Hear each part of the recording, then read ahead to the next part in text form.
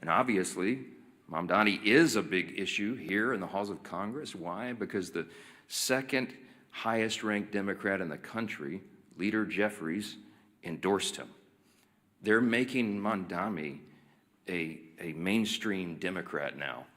And this party has left the people. Of course, the press wants us to ignore Mamdani. Here it's an embarrassment because most of the press is on the side of the Democrats. They don't want us to talk about that, but we have to.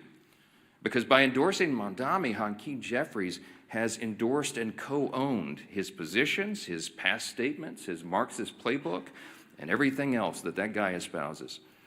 And so too does every single House Democrat who will be inviting their leader, Jeffries, to their campaigns and to their districts next year. Every single one of them at every campaign stop should be asked, what do you think about Mamdani? What do you think about his positions? While House Democrats court Marxists in New York, Senate Democrats have chosen to shut down the government over a totally clean, nonpartisan CR. It's the first time in history, in the history of this country, that any party has done that, has chosen, had the audacity to shut the government down over a totally clean, nonpartisan funding measure. They're bowing to the demands of their far-left base, and no one can deny that. The facts are very clear. The American people are intelligent. They understand what's happening here. We pray that the Democrats, at least a handful of centrists, if there are any moderates left in the Democrat Party in the Senate, we pray that they will come to their senses and they will do the right thing by the American people, that they will stop all the pain and that they will reopen the government.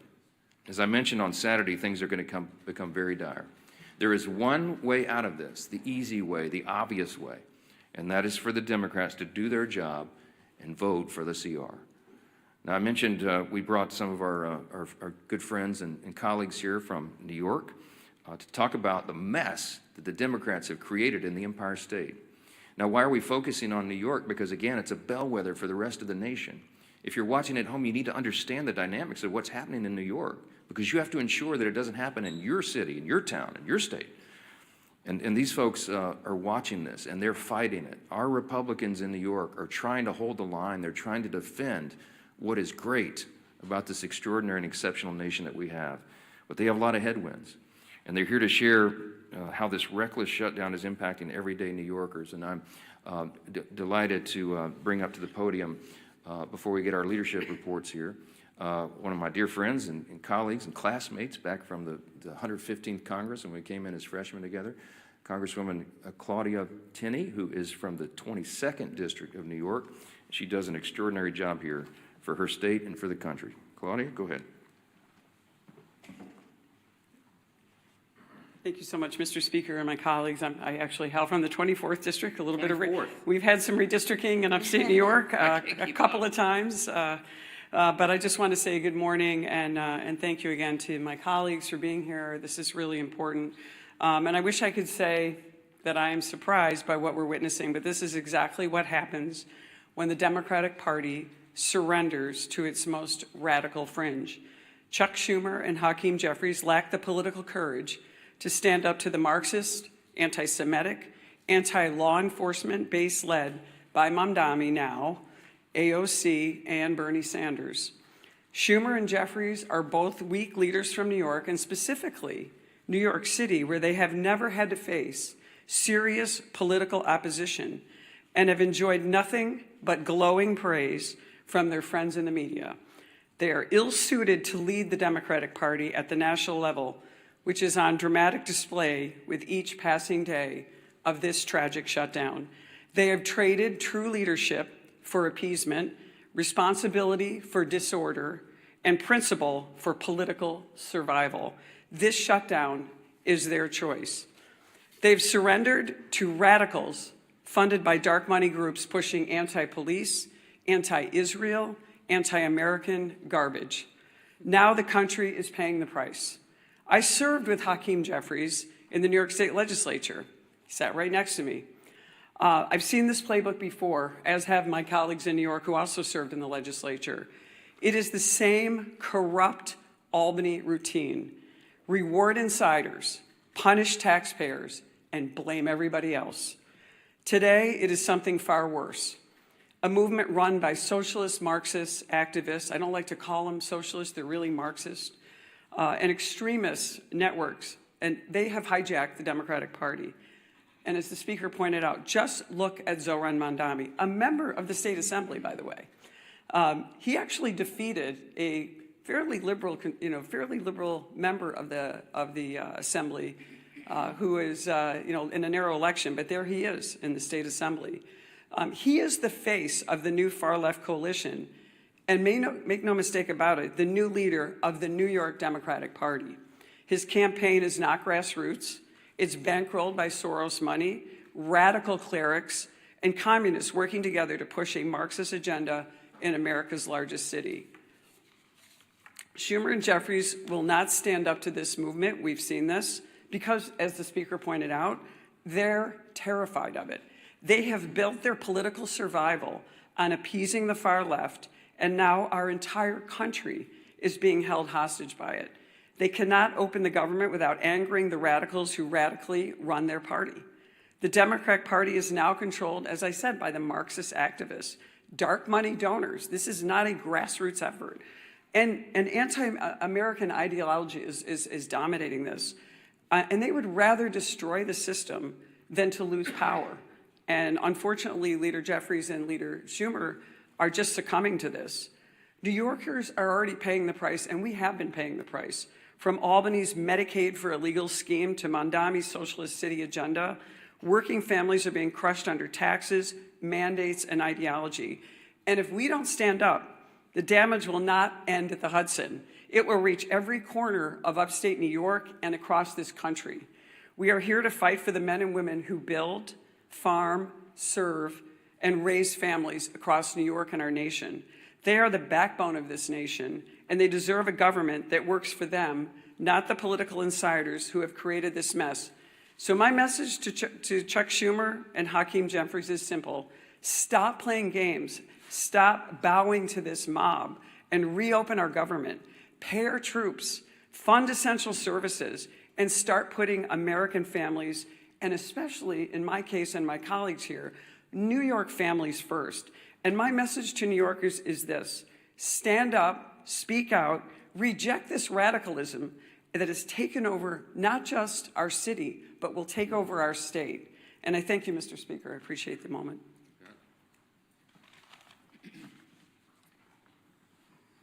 Well, thank you, Claudia, and my other colleagues from New York for coming. And it's so sad to see what's happened to that great state of New York. But if you go back to November, when President Trump won an overwhelming victory to come back as president, defeating Kamala Harris, winning every one of the 7 swing states. In those months after, what you saw was this internal conflict within the Democrat Party. Who is the head of the Democrat Party? You heard it over and over. Some people are trying to raise their hand. A very, very weak bench of failed leaders, primarily, governors from failed states, wanting to jump ahead of everybody else and claim the title. And yet, as the Democrat Party stayed that rudderless ship for months and months, because of this perfect storm, that the 2 top Democrat leaders in the House and Senate both hail from the state of New York, with the emergence now of Zoran Mandami, you have seen Zoran Mandami quickly become the new head of the Democrat Party nationally. Because Chuck Schumer, who is the head Democrat in the Senate, and Hakeem Jeffries, who's the head Democrat in the House, both hailing from New York, are scared to death of that far-left extremist, radical, socialist, Marxist movement in their own party, starting in New York. And because Mandami has taken off there, it is affecting real people everywhere in America. Devastating consequences. We've talked about it over and over. You know, the last few weeks, we talked about the pain, the suffering that Democrats were causing to especially federal workers, our troops, air traffic controllers, every other federal worker who wasn't getting paid. Some, President Trump found ways to get paid. Others, there weren't ways to do the same thing, but the president worked overtime. Look at what the president did working overtime, at least doing his job, in China this morning, a historic trade deal with China announced, where they resolved some issues on tariffs. Our soybean farmers are going to be able to sell more of their products into China. Critical minerals that we'll be able to get. All of those things President Trump continues to do while Democrats want to try to spew chaos around the country. But the harm to families, as we've been talking about, while real, is unfortunately going to get worse. And we've been telegraphing this for weeks, pleading with our Democrat colleagues in the Senate. Just five Democrats need to get the courage to end the shutdown. And only they can do it. They know that. And what are those consequences? We've been talking for weeks. Coming this weekend, Saturday, 42 million SNAP beneficiaries will lose those benefits. Those cards are going to go to zero. When they go to the grocery store to try to put food on the table, there will be no money in those accounts. And what is Chuck Schumer going to tell those families? It's no longer hypothetical. It's no longer theoretical. It's real suffering and pain, and they know that. We've given you the quotes over and over these last few weeks. They admit they are causing suffering. They're using the American people for leverage, and they just don't care. But I think they're going to start hearing more and more from people. There's some people we've been hearing from. The National Veteran Advocate, his retired U.S. Army Sergeant Eric Donahoe, said this, quote, "The decision to vote against advancing the CR is now causing financial harm to families who serve this country." He went on to say, quote, "When I spoke with Democratic staffers that I know they called this shutdown a political opportunity. They think the more Americans hurt, the more power they gain. They even bragged about it," Donahoe said. Quote, "This isn't a headline to us. It's rent, it's groceries, it's mental health, it's stability."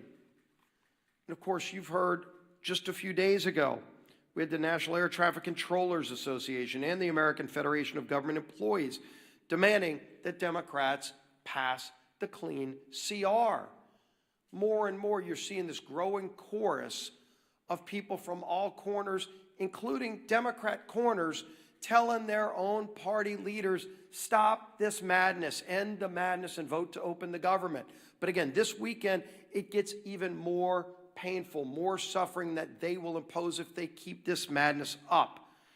And so I'm going to try to find 5 Democrat senators. It's all we need is 5. So let's start with John Ossoff in Georgia. Starting this weekend, over 1.3 million enrollees in SNAP in his home state of Georgia lose their benefits. 1.3 million, Senator.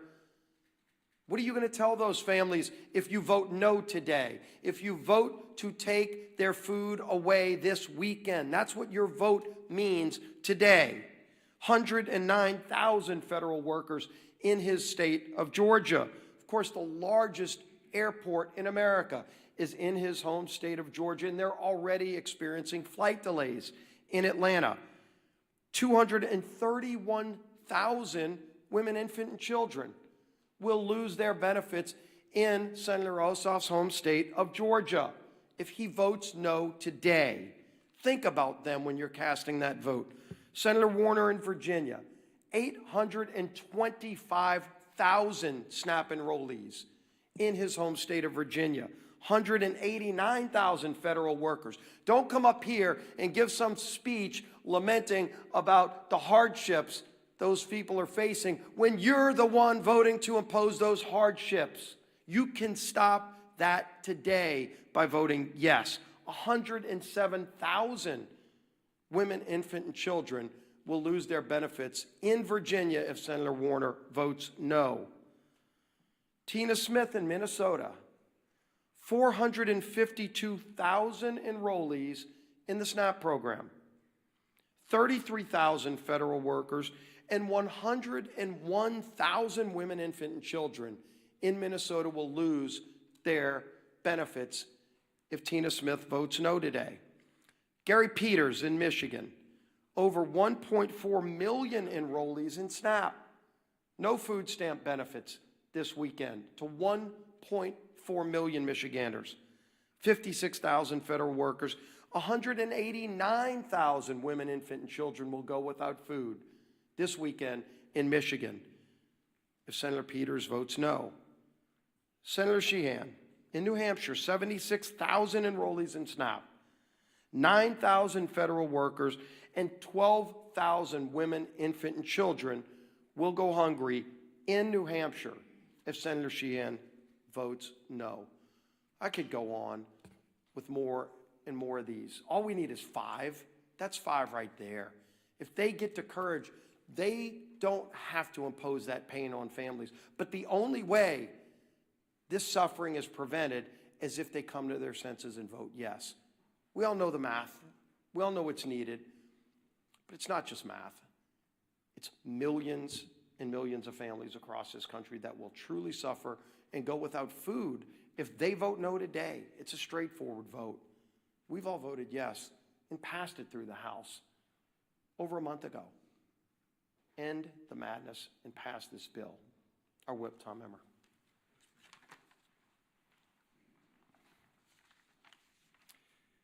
We are officially 30 days into the Democrats' needless government shutdown. 30 days that millions of federal workers have gone without a paycheck.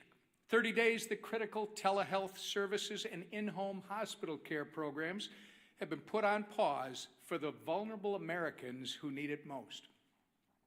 30 days that our national security has been put at risk due to staffing shortages.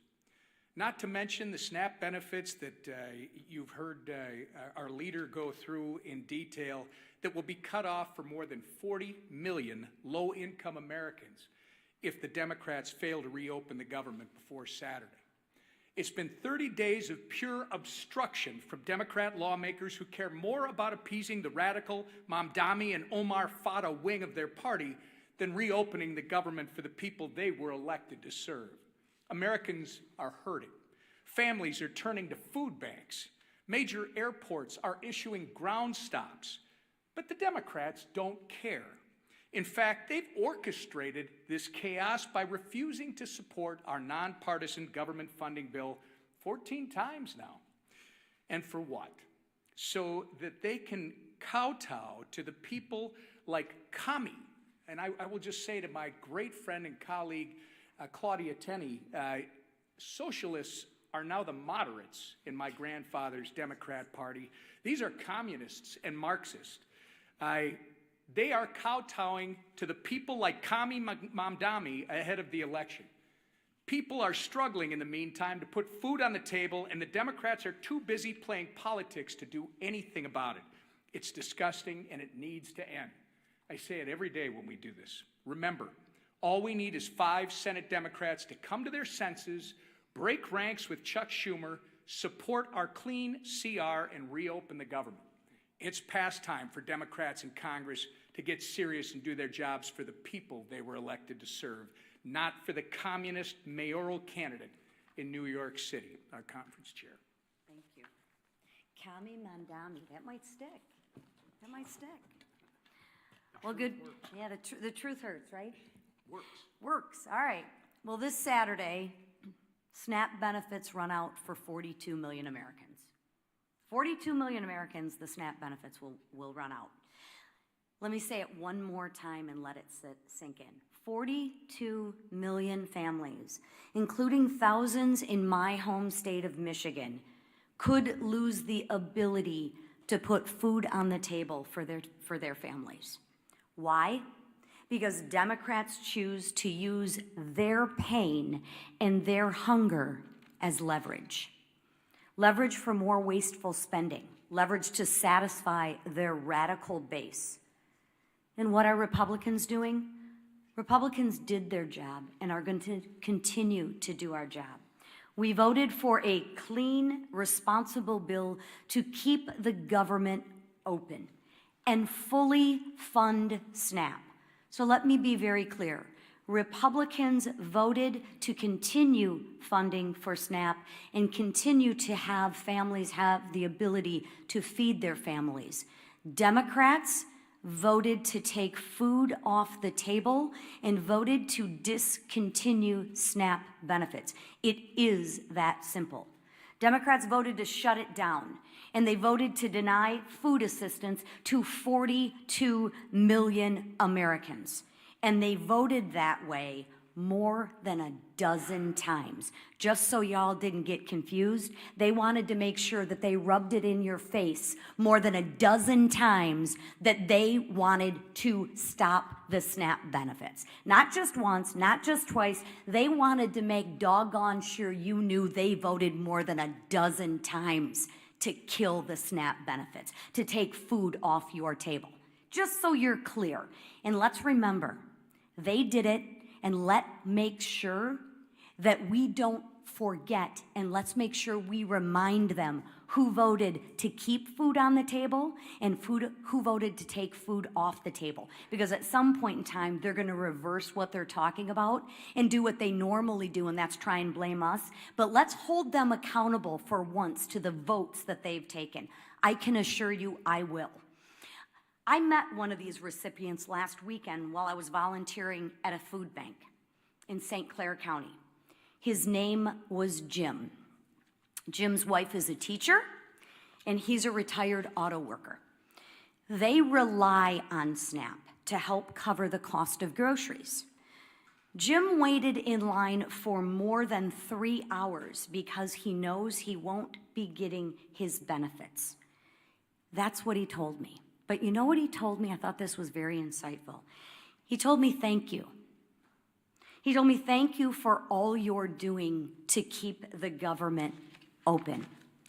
He also told me to please talk to our senators and ask them, since they voted and they campaigned on being moderates and reaching across the aisle, to fulfill their campaign promises and stop using families like Jim as leverage and care about the people that they were elected to represent.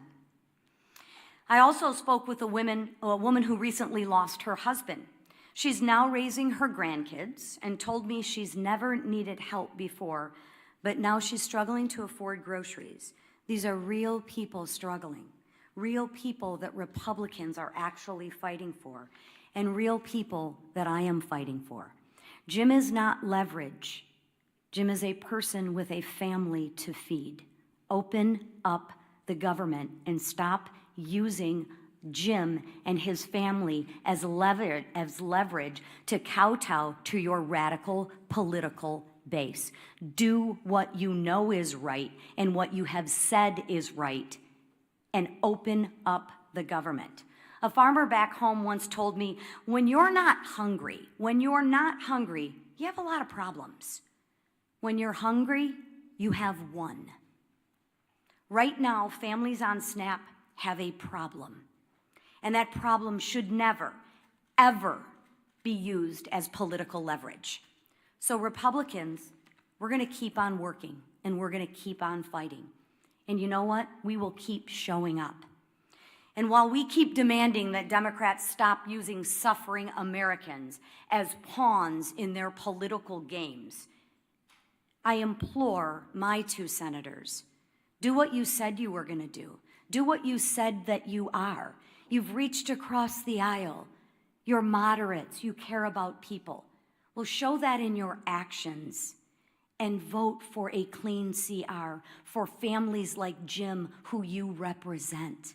Please, they are counting on you, and every no vote means that you are keeping food from their table. So please, it is time to pass the clean CR and actually put the people who you represent, Americans, first. Thank you. We'll take a few questions. I just want to thank again our colleagues from New York, LaLota and Lawler, Garbarino, Langworthy, and Tenney.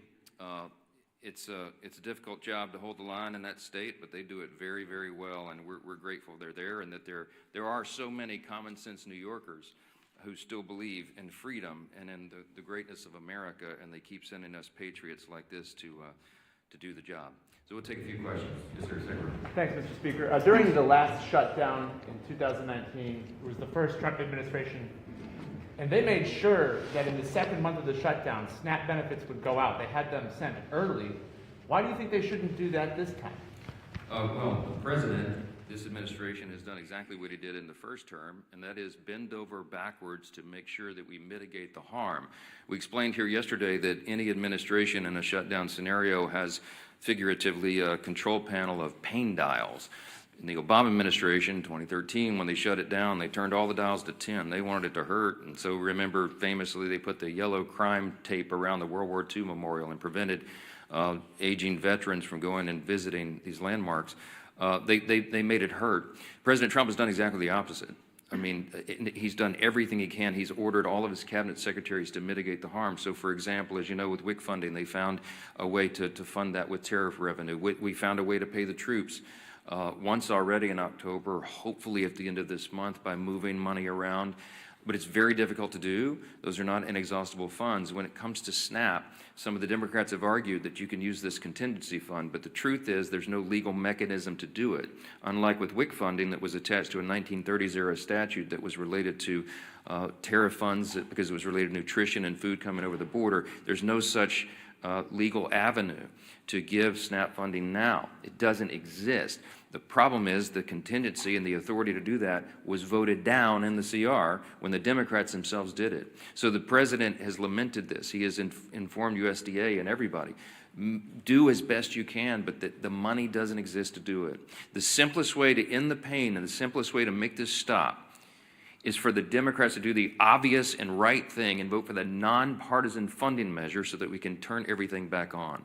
Then we will get back here, and then we will debate all these other extraneous issues. But right now, the first job of the government is to keep it in operation and take care of the people who depend upon all these services we've articulated today. It's nonsense, and it has to end, and you should be asking them the tough questions, why they're willing to inflict this pain on the people for their partisan political purposes.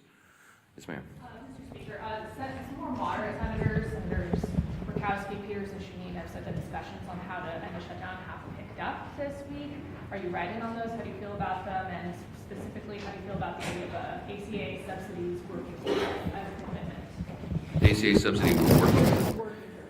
Look, I'm not surprised that the conversations are turning up in earnest. I mean, when you're talking about the handful of centrists and moderates that are there, they feel the pressure of this. You have all the major unions now coming out, as we've noted, demanding that they do the right thing and get the paychecks flowing again. You have flights being delayed and canceled.